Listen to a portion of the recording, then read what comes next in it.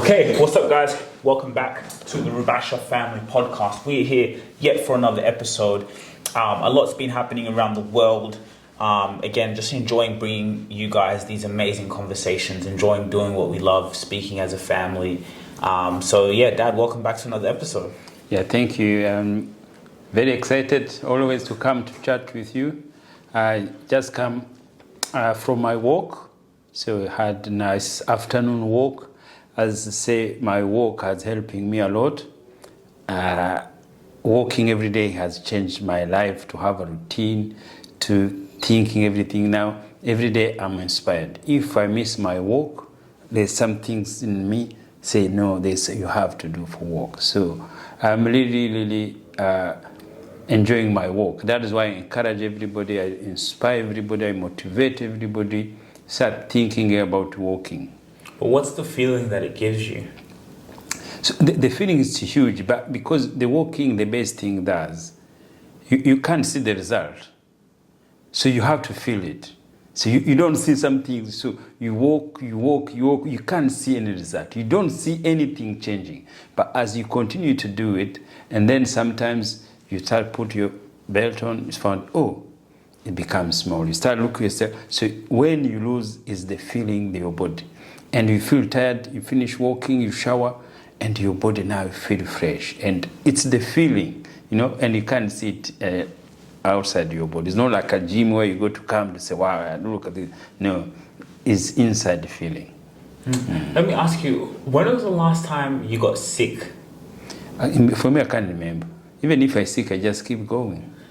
You know what's crazy? So I was talking with, he's a client of ours, and he said to me, when was the last time I got sick? And then he said, even you, when was the last time you got sick? And I'm like, that's true. Like, even when we feel that way, like we just keep going. So when I had that conversation with him, I was like, it's true, I really feel sick. And then asking you that, I feel when you have a purpose and you have something that's inspiring you in life, your body and your mind align, and sickness doesn't exist. So for me, I remember a long time ago when we used to work, and there's some things people like to do it, which is not good. I can advise. We used to do it, and you just call sick. You don't want to do something there. So when you start calling sick, it's good to make you affected to be sick. I used to have those headaches. Headache doesn't go anywhere. And I used to wonder, what is that?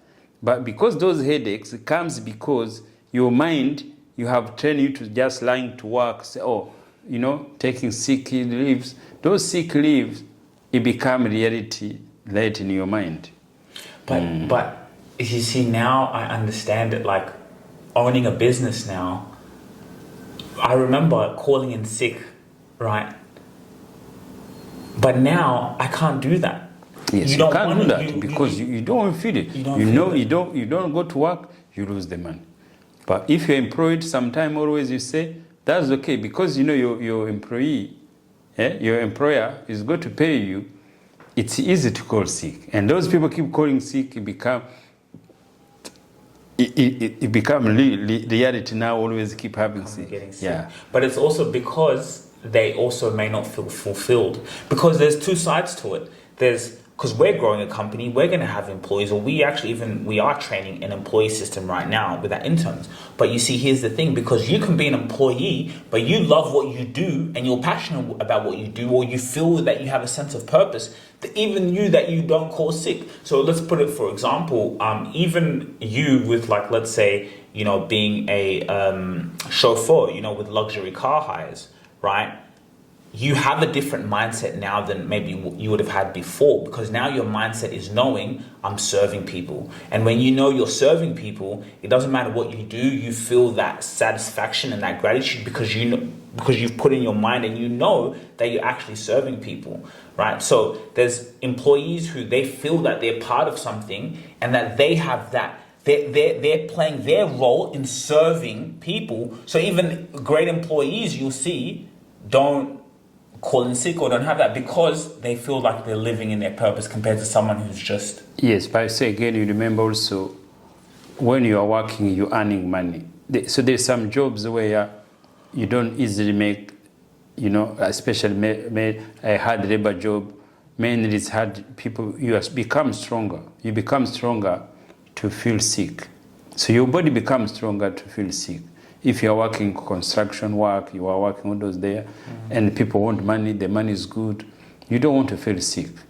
You want to keep going. You want to keep going, and which is so good.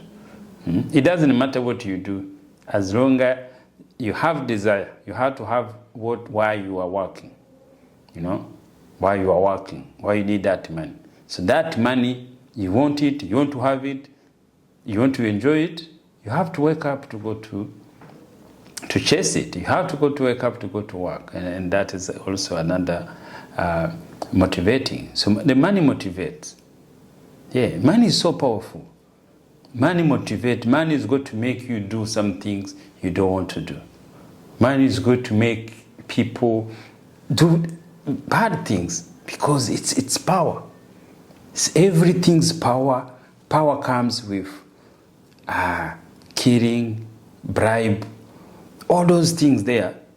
People, they don't do it because just doing it. It's because that power is in there. So when there's money, it had to be, sex is going to be involved, killing is going to be involved, bribe is going to be involved, because that is how it is. So that's why some people, they think, oh, money, it's evil. Money is not evil, but the people, they can do evil because the money can make them do evil.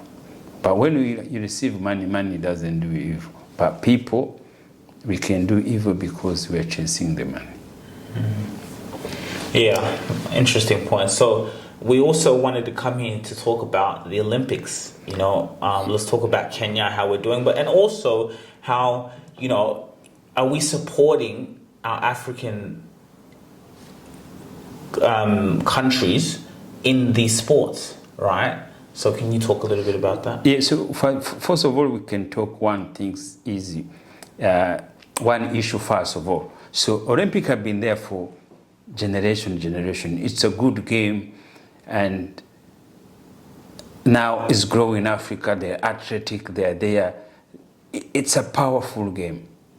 But imagine the continent of Africa, there is no city has hosted Olympic Games. You see? And why is that? Does we as African think we are capable to host that? I'm not sure if we think we can host that. So we've never hosted an Olympic? No. Why? That is, I say, that's a question you're asking audience. Not even like South Africa? No. No Olympic. See? We have players, we have people, we don't host that. Yeah? See, maybe it's just, for me, I think always is because maybe market, because the game is marketing. It's marketing. So when you have parties having hosted, it's marketing people to the vision there, it's marketing. Because think about how powerful that would be for the economy. Yes, so that's why. Is it as we think about it, or is it poor mind? Because we think we are Africa, we can't host it, or is it Western countries, America, they don't want us to have that. See, that is the money. So when people say racism, it's in the market, and that is the most racism it is. When you look on the field, see, it's not all sport. So especially like, on the field, so maybe swimming is more white, or I thinking there. But they measure entertainment, sport, it's Africans, African people. Even if they are European, you find they are African descent. It's only like the skiing. Yes. Sports. So now what it is here now, it means this is the entertainers. These African, they are just players. So they can't host. They can't be organized to host. So, and so it's a marketing, and which is most racism is there. It's just putting Africa down. So if we want to inspire ourselves, we will start talking about this. How are we going to grow where we can't even host an Olympic? And to host an Olympic, it's powerful market. It's a powerful tool. Even you can have 5 cities which closer to host Countries. those games or something like that. There's no major sport comes to Africa. None. The World Cup, which happened in South Africa, it was the time after the end of apartheid, just to show Mandela something there, to just to forgive what happened to Africans, not even anything else. It was just to cover what South Africa had been, going apartheid there. Even they hosted the rugby union World Cup. See, those are the thinking there, only just South Africa. And the reason it was behind that is just to cover the apartheid issues that is happening there. So now, those are where we have to talk about now. If we are growing, if we are talking about economy, if we are talking about empowering ourselves, if we are talking to change how the continent is be looked after. Wait 1 second. Yeah, so those are the things we talk. So I don't know if maybe African media, they talk about this, or some talk about this. Why African we can't host this game? Why the Olympic Committee, he doesn't put the fund there. He doesn't put initiative there to put there. Because always they say, oh, they can't do it. There is no infrastructure. What do you mean there's no infrastructure? How other people, how China made it? They can build them. Because that's But I say, oh, there's no infrastructure. That's such a good point. It's so true. So I'm thinking, is it two parts? Is it us not being capable to say that we can, or putting our hands up to say we want to host it? Or is it also the Western to say we don't want it to have it in Africa? Because you know how powerful that would be for our economy. Yes. They know if this is hosted in Africa, it will be so powerful for the economy. Is it maybe they know that we don't want Africans to know what they have within them? What is it? Because it's true. Are we not going up and speaking and saying, hey, like, why aren't we hosting this? Like you said, majority of, the athletes in there are Africans. So, yeah, that's a good point. Yeah. So we have, if we want to empower ourselves, we have to talk about this. We have to bring this idea thinking there. Is it this because of African, they can't able to afford to do that? Is it because the Western countries, they don't feel to empower Africa? There is no other way you're going to empower Africa. Is it just continue giving aids, or you got to bring economic there, so to build the economy? Or no, we keep helping. You keep coming. If you can't run for your country, you can go run to other country in Europe, something like that. So we have to talk about, to empower ourselves, we have to start from there. How can we host something like this? And it's all the major sport. All major sport where countries involved, we can do that. If other people, they can do that, even Africa, they can do that. And we don't talk about even the government, they think maybe they can think out to do it, something like that. And its country has everything. It's a will of Africans. Maybe we don't have that will. Maybe we feel we are not capable to do that. It's marketing.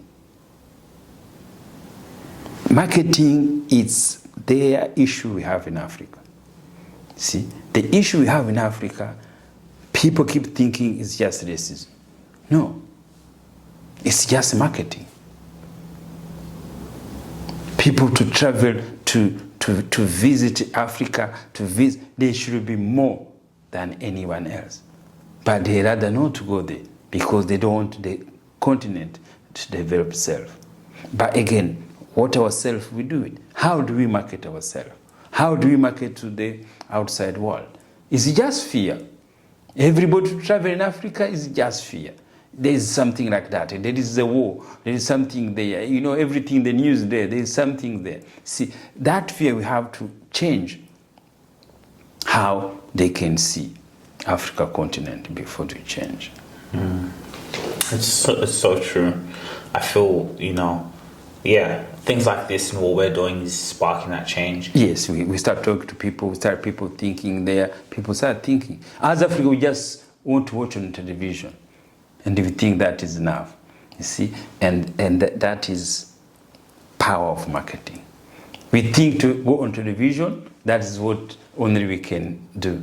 To be the entertaining. Yeah, to be the one who's consuming and also the entertainers, the way just run. You don't host it because remember the ones in the stadiums, the ones who are not competing, like you said, the ones marketing the companies. That's where the power is. The power is not just the ones who are there competing. The power is the ones who are hosting. Who sit in the stadium with suit, with tie, thinking that. That's what the power is. That's why they say, no, this thing had to continue to be just like it. Yeah. And it's true that does beg the question, because do the West then say, no, don't put it in Africa? They know sometimes, like with countries like, for example, you see in Arab, they know, you know what, yes, because they don't mind going there, the economies, but Africa, there's still something. And do you think that goes all the way back to colonization? Yes. And racism. So economy... is it racism or is it white supremacy? So it's called economic racism. So the reason they don't give that empowerment is because when you give that cash, that power, the continent become powerful. And we overtake. Yes. Everything is there. Money power is there. Physical people is there. Every sport you can bring there, you go to find athletics who can do everything there. If every country just to put the money in the sport, the way Western countries they do it, in every sport, cycling, swimming, thinking there. See, what happened, there's these games they think, oh, this is not for Africans. No. They tell that to get scared, so don't become too many good to eat, so and then we can overtaking them. Because they know that will dominate. Yeah, they know. Yes. There is no other way. So, African, they can't swim. Why they can't swim? Swimming is what? It's just breathing. And if they go to train, they go to be better, they go to be thinking there. But they put in our mind, African don't know how to swim. Africa is scared of what? And a child born, he gets scared to swim. It's true, because everything we do, we go in and dominate. You look at sports like golf. They said no. If golf is not for Africans. Yeah, it's so expensive. They make it expensive, and then everybody else can go there, get scared to go to play there. But there's one boy, Tiger Woods, who would not sleep, who would go. He came in and he dominated the whole sport. So gymnastics. Those girls, the Africans, they've never been there before. But that girl, American, she's dominating there. See, the Africans never used to go those games. They never those sports. But it's a sport like anything else. They can do it. I think maybe skiing and those things there we can do. There is no sport every person can do. It's just more physical and mentally. If you put the thinking there, if you run 10,000 kilometers, why you can't do skiing? It's just a matter of training or something there. But it brings back the analogy, like you look back in the day in America, they had the white only basketball, but then the white people, the ones in the back said, this is boring. But they looked over there and they saw those Africans so talented, and they said, okay, no.